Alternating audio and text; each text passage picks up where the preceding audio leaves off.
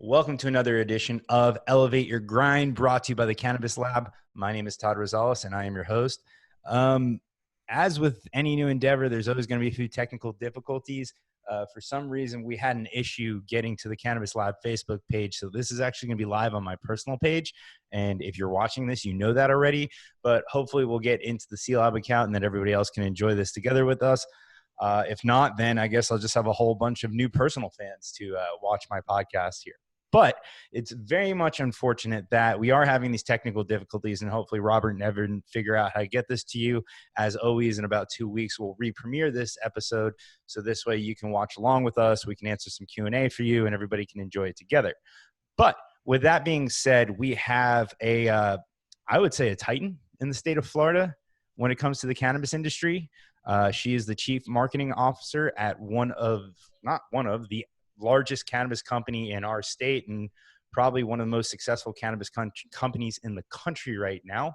Again, she's been featured in a lot of publications better than this one. She's probably been in a lot of shows better than this one, but we are lucky enough to have her here today. Please welcome Valda Coryat. And she just told me how to say her name before this, and I already butchered it, but the Chief Marketing Officer of Trulieve. Hello. Thanks for having me on. No, thank you so much for joining. I'm very honored to have you on the show. To have someone of your caliber join us is absolutely incredible. Well, I'm really humbled, and I'm joining an amazing industry that's growing incredibly fast, and with a company, they all knew what they were doing before I got here. So I just need to make sure that I come in and add some of the cream to the top. Very cool. So you've been in your position for a very lengthy, I don't know, 6 months. So, I guess let's just kind of address the topic in the room, right? You get this job at Trulieve. It's, from looking at your LinkedIn, it looks like you were kind of doing your own thing, brought on to Trulieve, and we'll figure out how that happened. But 3-4 months in, boom, pandemic. What's that like? What does your world turn into when all of a sudden everything that you planned for, all the strategic initiatives you have, you may not be able to accomplish them? Well, I guess let's start with, I was born in the Caribbean and we all live in Florida. Okay, so we know how when a hurricane hits or some sort of natural disaster, we know how to pivot. We know how to plan as best we can if we know it's coming. COVID certainly is not a hurricane, or a tornado, but in some ways, I think that the effect of it did have that effect on a lot of the people. So from a business standpoint, the leadership team, got together and really focused on, I think, a couple of things. One, operationally, how do we make sure that we can get much needed medicine to our patients? We were considered an essential service, and so that allowed us to keep our doors open. But we also thought about public safety, right? So we heeded all of the direction that was given to our state government and health officials. Really made sure that we put into place curbside pickup, encouraged online ordering, increased delivery. Took chairs out of the waiting room so that ensured that there was more social distancing, made sure we protected our patients, our employees as well as our patients in terms of having masks and hand sanitizer and all of the things to keep everyone safe. But most importantly, still, keeping calm through the storm, focusing on those essentials that would allow us to continue operating business. Very cool. And I can only imagine what that was like, just being that much time on the job and having to figure out a whole new way to do things. But in the cannabis industry, it's kind of what we do all the time, being in a regulated industry where the targets are always moving. So I'm sure it's helped keep you on your toes. But I kind of want to get into your background a little bit, because I read a really interesting article on you doing my due diligence for this interview. And it was on your time with I think it was the National Mango Board. That's right. And yeah. I read, which is awesome, first of all, because I love at the end, you go, people don't realize that there is a National Mango Board, and I didn't either. When you look at, you were the head of branding and marketing for mangoes, you would think like mangoes, people know mangoes, don't they? Well, I'm staying tropical, as you can tell, right? I think Yeah. cannabis likes to grow in warmer climates. There's also that myrcene connection, if you will, for those who know that mangoes contain myrcene, and that's certainly one of the terpenes that can be found in cannabis as well, certain strains. And so the National Mango Board was really interesting. That opportunity came to me, and I remember being shocked that it even existed, right? Because, like you said, it's a Yeah. fruit. You go to a grocery store, you choose from what's there. Mango's there, okay, great. I'll have a mango or pineapple, banana, whatever it is. But it turns out there's a ton of these, commodity boards out there, and so that was really my introduction to agricultural marketing, as I say, right? So there's a mix of kind of education, because in the case of that particular fruit, people actually, one of the funniest things is folks don't know how to cut a mango or necessarily how to eat it. And I always was very humored by that, because as a child, I didn't even need a knife, right, to get at that really juicy mango fruit, the Oh, pulp. yeah. And so, I kind of had some fun with that, not only educating people on the health benefits of it, but also kind of telling people to relax. Like, it's okay if some of that juice oozes down your hand and you're just enjoying the moment. It's kind of like when you eat ribs, right? Some of the best food out there, some really good barbecue or what have you. I mean, your fingers are in there. You're getting into it. So there's health value, but there's also certainly enjoyment. Based on what you just said, I can take this podcast in so many different tangents that would take us off the cannabis industry based on barbecue and tropical fruit and everything. But we'll try to stay on topic here. And you must have done a great job, because I can tell you once a week, I have a 7-month-old daughter, and I'm peeling mangoes and steaming them and putting them in the blender for her food for the Yeah. week. So, you got us. But the most interesting part of that interview to me was, and I don't know your story and how you got into cannabis, and we're about to ask you that, but if you replaced the word mango with cannabis in that story, it's the story of a lot of other people in the industry, just, being around it, seeing the benefits, seeing how it's helped people's lives, seeing other people enjoy it, how they enjoy it, having a passion for people enjoying it, that story can easily be translated. So, you have a really diverse background, and you spent time in the pharmaceutical industry. You've had time in the skincare industry, other amazing companies, Heineken for one of them, but it was mangoes. It looks like you went off on your own, and then Trulieve. So how did you find yourself in the cannabis industry? And was it something that was part of your life prior to it? And what drives you to just keep going in this space? So really interesting question, right? And I tell you, anyone that meets me say, "Yep, Valda's connected to the Caribbean," like that, hands down. And so the Trulieve opportunity actually came to me, not from Trulieve directly, but from a recruiter, right? So they saw my background, asked, saw that I live in Florida. I'm sure that had something to do with it. It's a little easier to convince somebody who's in Florida to relocate within Florida than it is some folks who are outside of Florida. Very And then the true. other piece of it is, I think they wondered, would I be willing to work in cannabis? And I think that is a question that's often asked, because not everybody's willing to take that leap, right? For a Mhm. lot of reasons, whether it's the stigma that's associated with it, or just wondering, long term, if I do this now, am I going to be kind of, not considered later on, or what have you. But the truth is, for me, as I tell people, with my cultural background, we believe in plants as part of health and healing, right? So my immediate family is from an island called Dominica, and it's between Martinique and Guadeloupe. And literally the national motto speaks to, it's in French, but after God is the earth. And so it's very much about natural foods.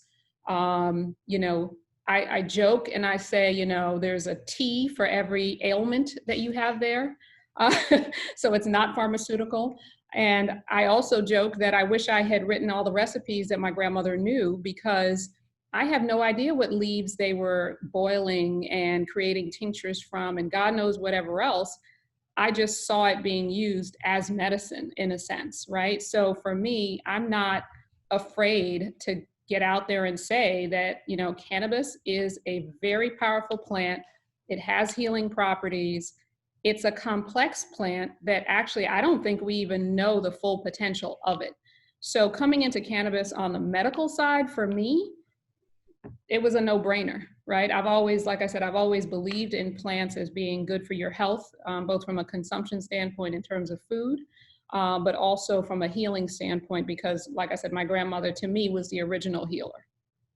No, and you're 100% right. So, we've had Ricky Williams on this podcast before, and he's spent, since he left the NFL studying herbalism. And I've got to spend a lot of time with Ricky, and he's opened my eyes to this and using herbs and everything else to heal yourself. And, I look at it and we still need to rely on conventional medicine, but I think there's something to be said by using herbs and plants and other things for at least preventative care and maintenance, Mm-hmm. and and even feeling better in some aspects. But at some point there is conventional medicine, right? You get surgery, there's not too many plants that are going to keep you from feeling a knife cutting your skin open, right? That's true. But Yeah.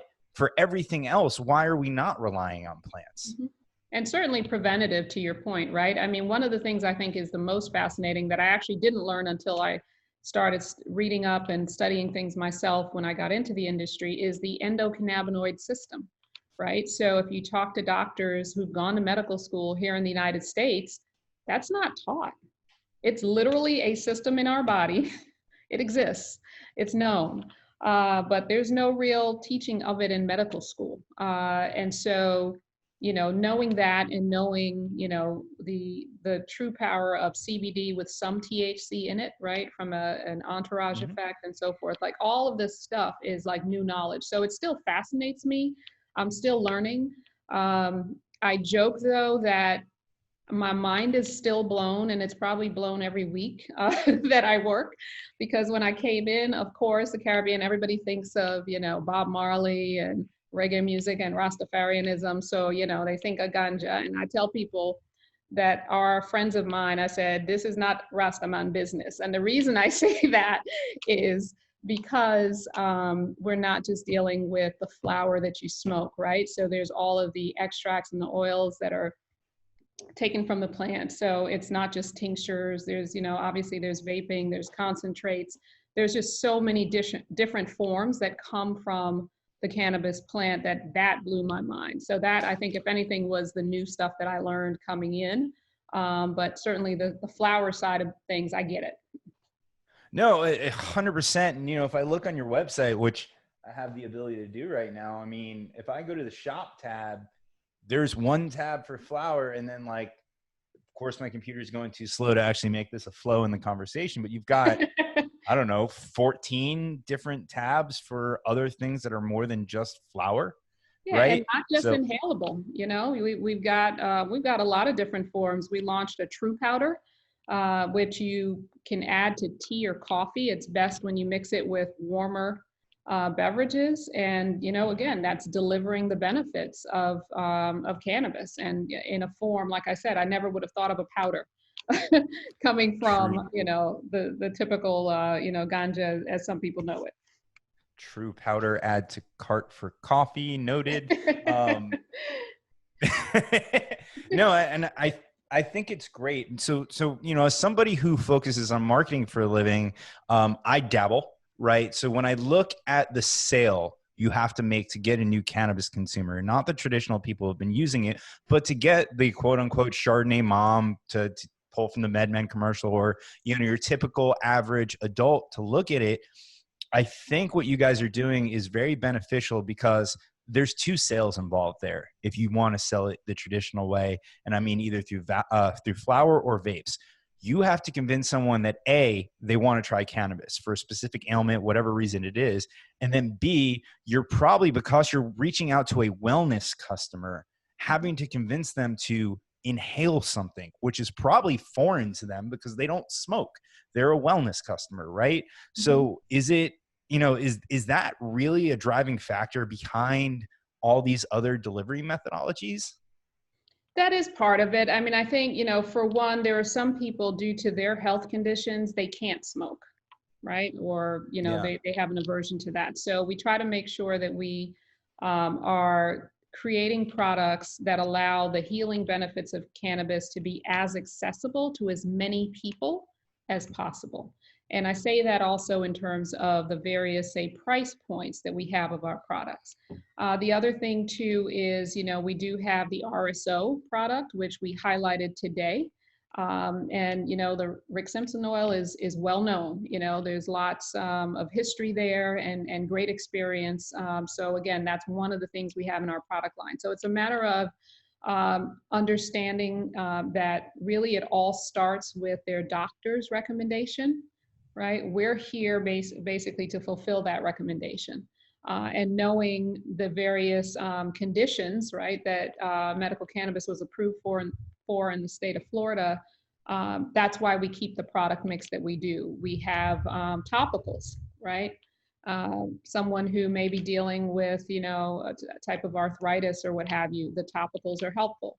I think the other thing too is why people do buy in is, I kind of also, when the industry started to grow and before I joined it, I remember driving through, because I lived in Orlando before moving to Tallahassee, and you would see CBD signs pop up like outside of a gas station. And I called CBD like like people were sprinkling fairy dust into, everything, right? CBD was popping up everywhere. And really there's a question, I think, if you are buying a product from a place that you can't then see the lab results from, which you can with all of our products, because when we say that there's a certain percent of CBD or THC in it, we stand behind that because it's been validated by an outside lab and so forth. So for me, it's make products accessible in the form that is helpful and useful to that particular patient based on the conditions that they're trying to manage. I also have to say, medicine doesn't have to be yucky, right? It doesn't have to be a horrible experience. So when we have tinctures, for example, one of our brand partners is Binsk, we share recipes. We don't have edibles out yet, so there you go. You can make things at home. And using tinctures is one way to do that. True Clear is very popular for that as well. Very cool. And I know the capsules are really good for people who, just want to take it normally like any other medication. That's actually, my mom is a patient and that's what she uses to help her sleep. So you guys have something for everything for sure. Now, I kind of want to turn this more so into what you're going to be doing going forward. Everything that I read looked like Trulieve brought you on to help them build their national presence, right? Now, from an investing standpoint, you guys are killing it. There was something that someone from Trulieve posted, said, really honored to be on the Forbes list of 3 profitable companies, not the top 10, not the top 20, not the top 25, 3 in the entire country. And it was you guys, Planet 13, and I think Liberty. I'm not 100% sure. So you guys are doing it right. You've got 50 dispensaries in the state of Florida. So now you're turning 50 nationwide, actually, 48 in Florida. 50 nationwide, because we've got one in California and Connecticut. Thank you for that. So 48 here in the state, 50 nationwide. How do you start approaching new markets that you're not in? In the state of Florida, you guys came out fast and strong and scaled up big, and you've got everything done right here in Florida. How do you approach another market that has different restrictions and hope to mimic the success that you've had here? Well, that's a very big question, but I'll answer it from a marketing perspective. For me, and as you mentioned, Heineken and some of the other companies that I've worked for that are global brands, actually. One is by knowing who you are as a brand, right? And what you stand for, right? Your brand really is, it's a promise, right? To consumers, if you call them consumers, patients, or customers.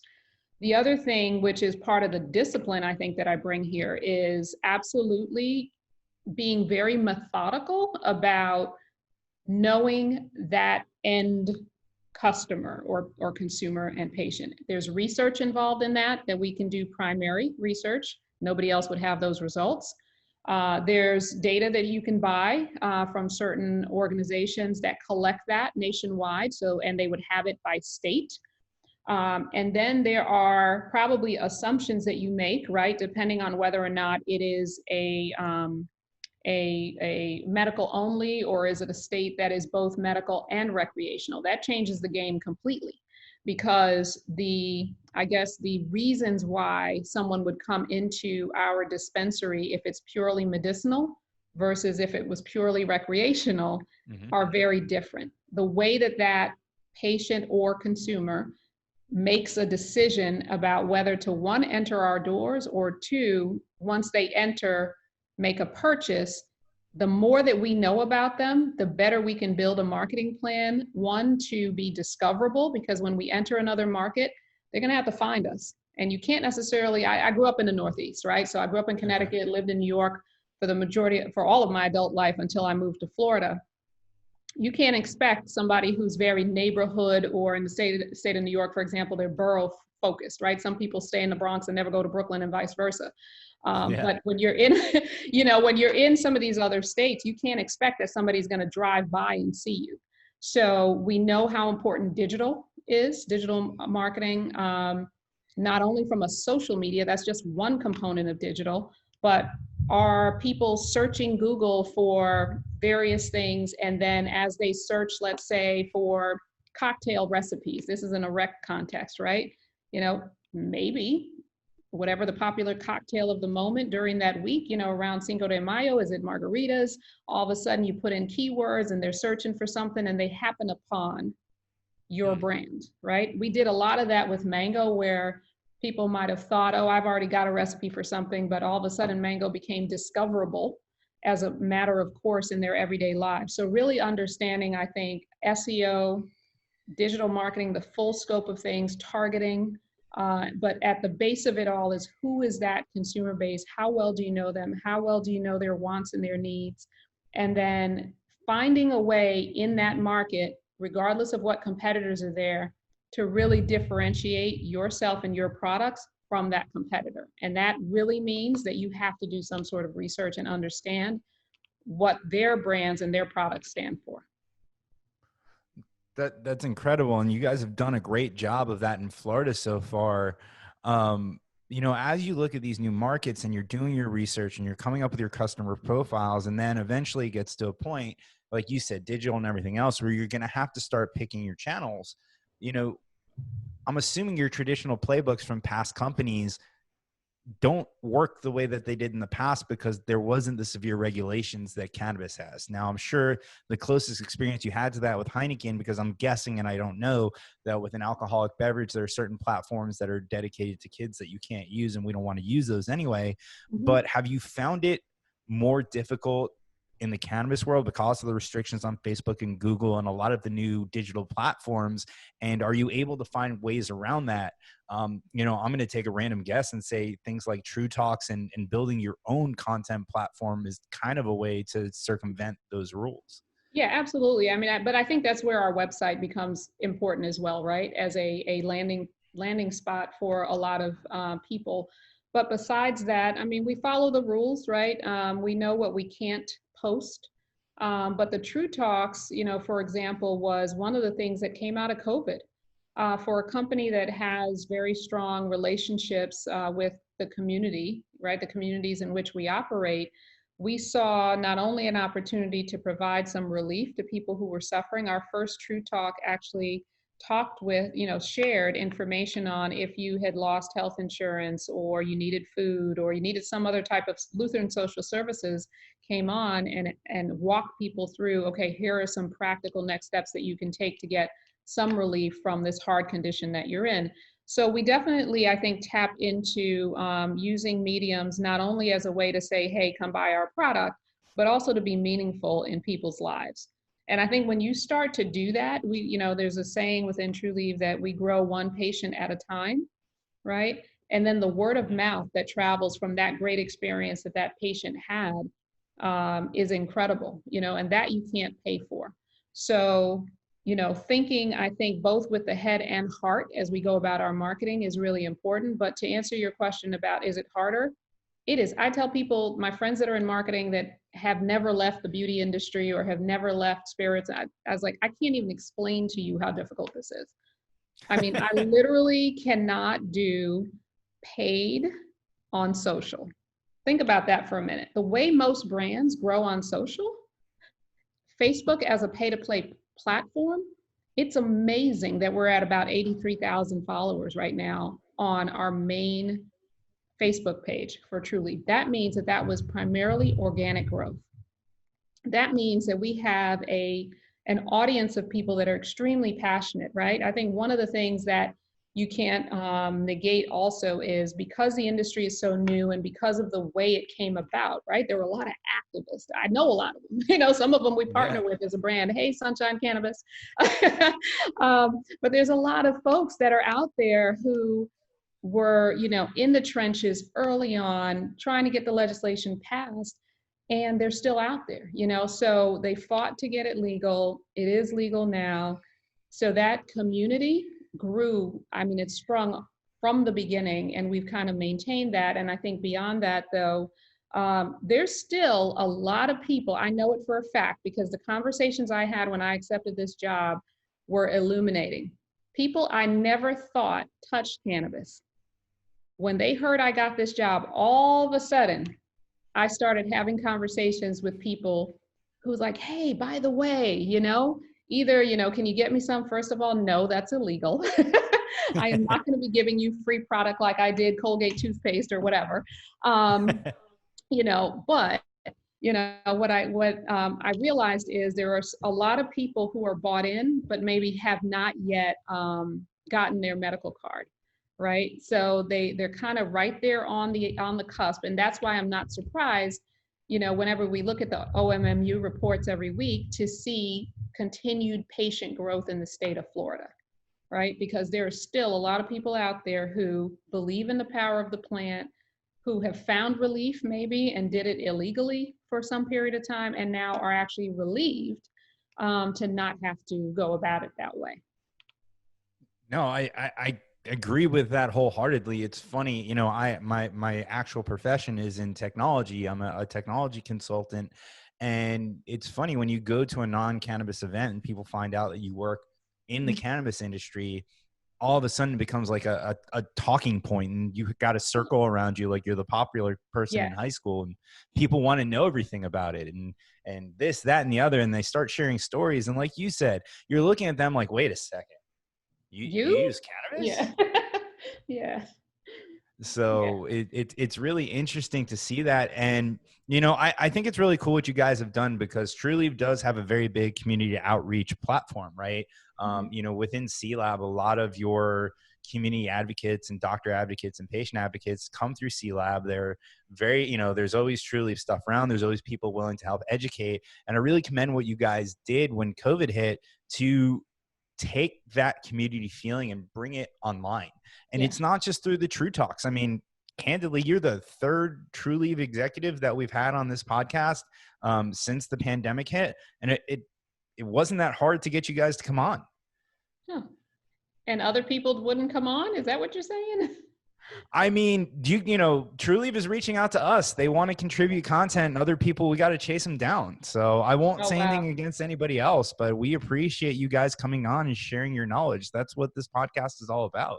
Well, I think the word you said is key, right? So content. So there's definitely a whole area around content marketing that, you know, we saw the True Talks as an opportunity to have, you know, a series that would happen during COVID, but extend beyond that.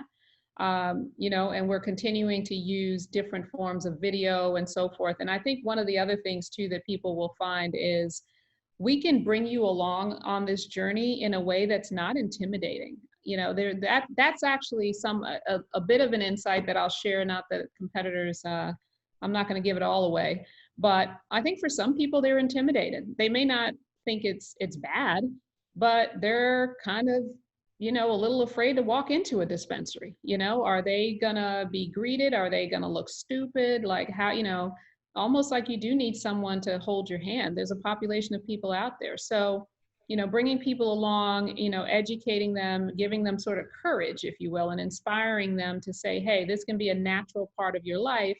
And by the way, natural, normal functioning looking people are a part of the community. It's not like everybody, looks toasted.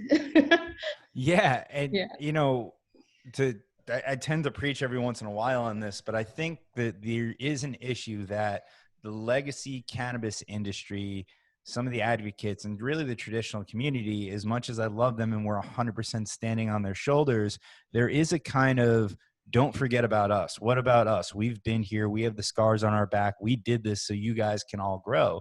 And right. we thank you for that. We really do. But the whole point of the fight and to end prohibition is to be what we are. We're in, I believe, and I could be wrong, cannabis seems to me to be a much more inclusive industry than most others. I would And agree. from what right, and there's actually a topic I want to touch on that in a second, but we're a very inclusive industry. And I think the people who fought hard to get to where we are, like, yes, there is the traditional cannabis industry, and there are people that are going to want to smoke strong cannabis, and they're going to be there. But we also want to open it up to the general public, and there needs to be someone who's educating the general public, and maybe they don't want to smoke a joint with you, and that's okay. Let them take their tinctures, let them take their pills and everything else.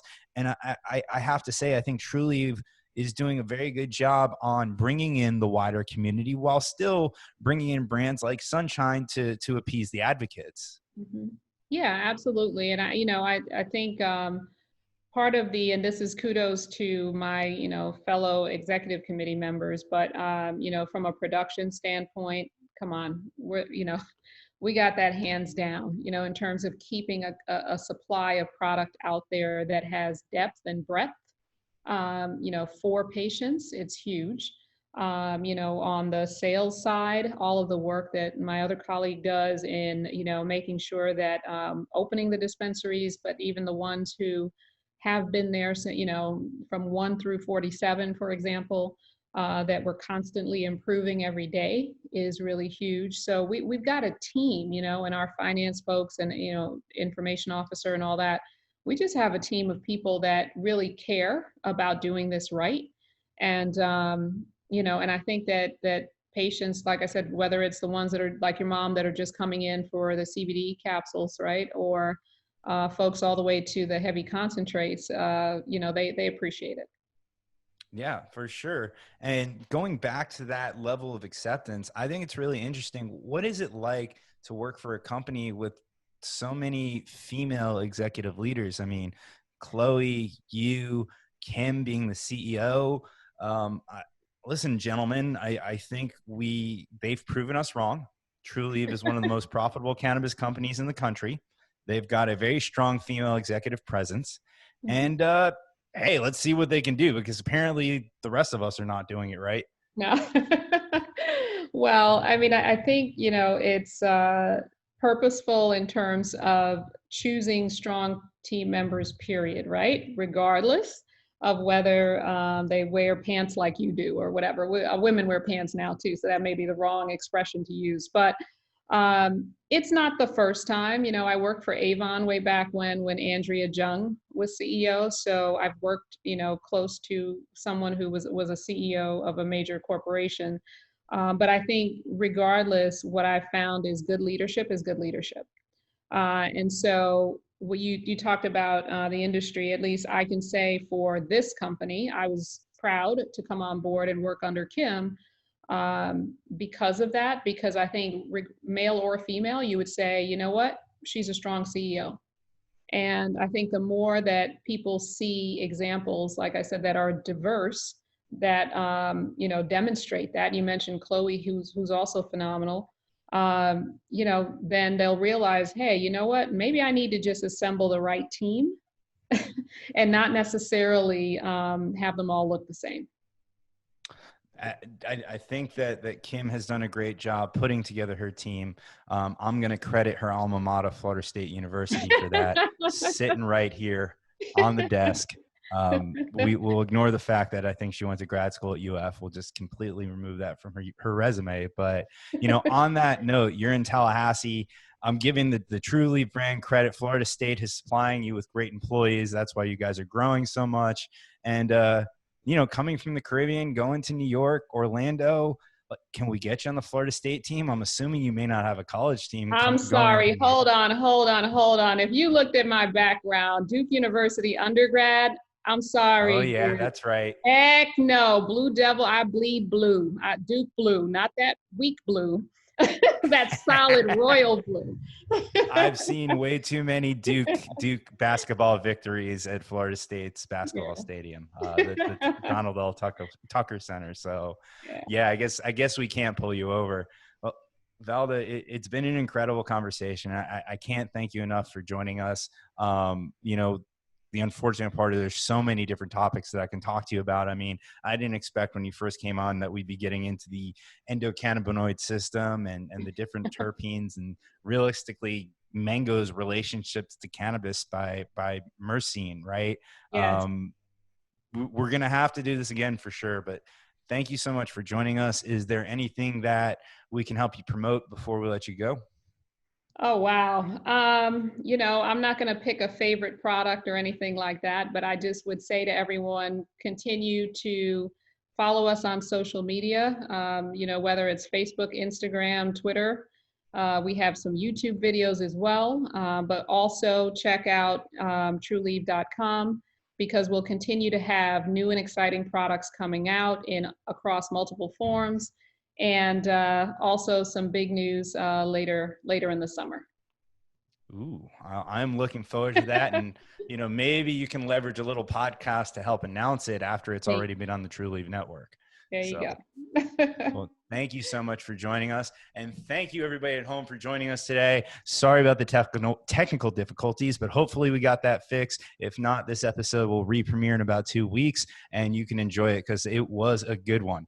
If you want more Trulieve content that is not on their Facebook page, go over to YouTube and check us out at Elevate Your Grind. We've got great interviews with Chloe Grossman and Dee Williams, just learning more about Trulieve, their process, and really it's an awesome company. So check us out on YouTube. Please like the video and subscribe. I know when everyone asks you that, but if you like our content, that's the way that you support us. YouTube, Elevate Your Grind, like and subscribe. You can find us on Facebook at Canna Business Group. That is the C-Lab group, facebook.com/Canna Business Group. We go live there twice a week, and that's where you're going to find our recordings.